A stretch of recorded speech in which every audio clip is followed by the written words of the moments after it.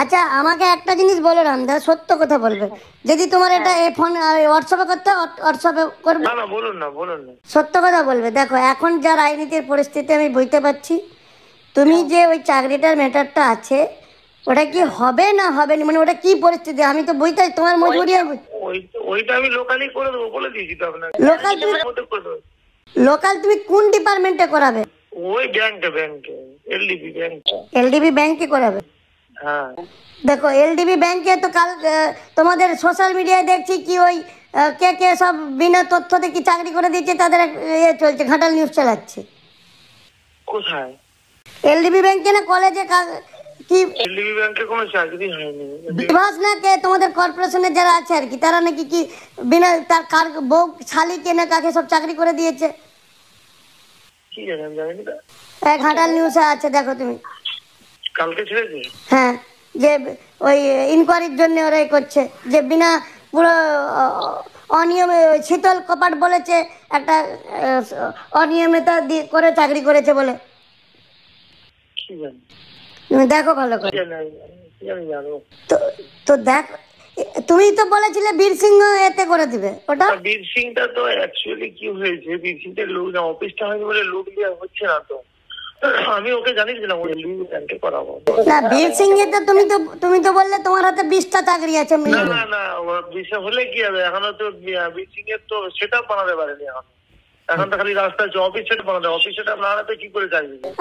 আর কলেজের যে চাকরিগুলো ছিল এখনো করা হয়নি, ওই গন্ডগোলের জন্য করা হয়নি। 5টা কলেজে কতগুলো আছে তোমার হাতে? 5টি কলেজে 5টা। আর এতে কটা আছে তোমার ওই এলডিবিতে? 19টা। এলডিবিতে 19টা আছে। তো কয়জন ঢুকে গেছে এখন অব্দি?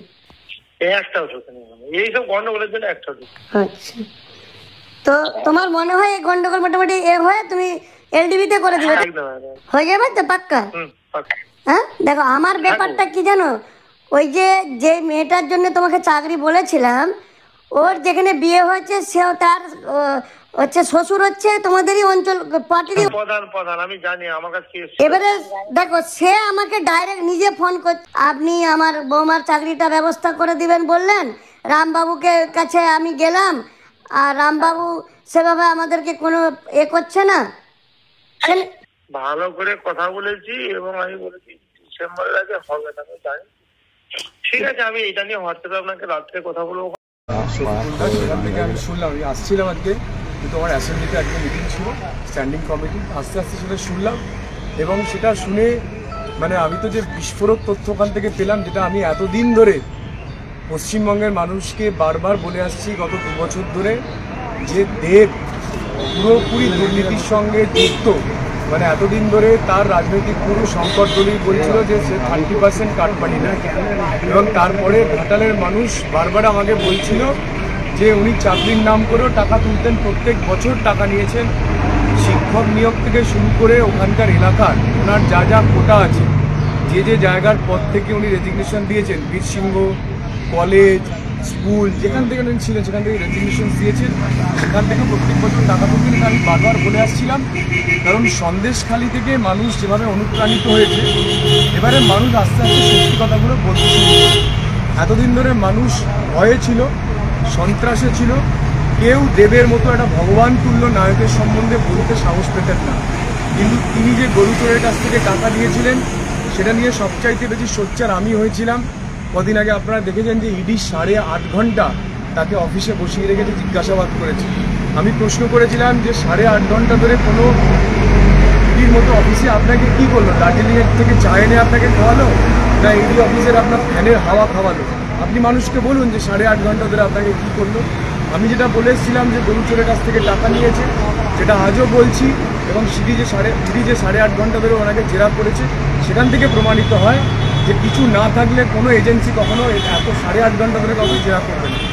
নাম্বার 2, আজকে যে আমরা অডিওটা শুনলাম আরামবাগ টিভি থেকে, যেটা আপনারাও আজকে যেটা বলছেন, সেখানে আমরা পরিষ্কার শুনতে পাচ্ছি যে মাননীয় সাংসদ তার সেক্রেটারি, তার পার্সোনাল সেক্রেটারি লোকসভার, ঘাটাল লোকসভার সেক্রেটারি মাননীয় রামপদ মান্না মহাশয়েরই গলা বলে সবাই ক্লেম করছে। সেখানে যিনি বক্তব্য রাখছেন, যার সঙ্গে কথা, তিনি প্রথমেই বলছেন, রামদা আপনাকে যে চাকরির কথাটা বলেছিলাম সেটার কী হলো? অত এই রামদার সঙ্গে যে গলার আওয়াজ, সেই গলায় তো রামপদ মান্না বলেই মনে হচ্ছে। যদি রামপদবাবু অস্বীকার করতে চান তাহলে আপনি কোর্টে গিয়ে প্রমাণ করুন যে এই গলাটা আপনার নয়।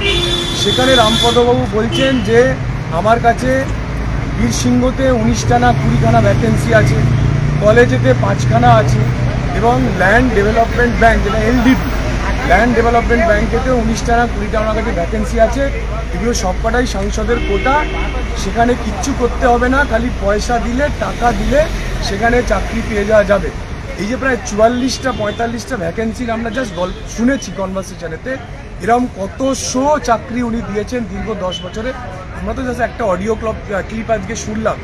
এর থেকে যে ঘাটালের মানুষ বারবার আমাকে বলছিলেন যে এখানকার সাংসদ শুধুমাত্র 30% কাটমানি নয়, শুধুমাত্র গরু চোরের কাছ থেকে টাকা নয়, গরিব ভাই বোনেদের কাছ থেকে, গরিব বাবা মার কাছ থেকে তার ছেলে মেয়েদের নামে চাকরি করে দেওয়ার জন্যেও যে তাদের কাছ থেকে 9 লাখ থেকে 3 লাখ টাকার একটা হিসাব তুলে নিত এই রামপদ মান্নার মতো এরকম বিভিন্ন এজেন্টের মাধ্যমে, সেটা আজকের এই অডিওতে পরিষ্কারভাবে প্রমাণিত হলো। এবং যেটা আগেরবারে শঙ্করদলী সত্যি কথা বলার জন্য তাকে সাসপেন্ড করেছিলেন, আমরা এবারে দেখতে চাইবো যে রামপদ মান্নার গলায় যেটা আমরা পেলাম, রামপদ মান্নাকে কি উনি সাসপেন্ড করবেন ওনার পিএস থেকে? এবং উনি কি এটা জানতেন না গত 10 বছর ধরে যে ওনার পিএ ওনার নাম করে টাকা তুলছে? এবং আমি যেটুকু জেনেছি যে ঘাটালের যারা যারা চাকরির জন্য টাকা দিয়েছিল তারা ওনাকেও বলেছিল যে আপনার নামেতে আপনার পিএ আমার কাছ থেকে টাকা নিয়েছে, আপনি কিছু করুন। এবং উনি সম্ভবত বলেছিলেন যে হ্যাঁ আমি নিশ্চয়ই করে দেবো। তার মানে উনি সব জানেন, ওনার নির্দেশে টাকা উঠছে, ওনার নির্দেশে গত 10 বছর ধরে 100 কোটি টাকা চাকরির নাম করে ঘাটাল থেকে মানুষ তুলেছে। সেই অডিও থেকে আজকে এটা প্রমাণিত হলো, এটা সত্যি হলো।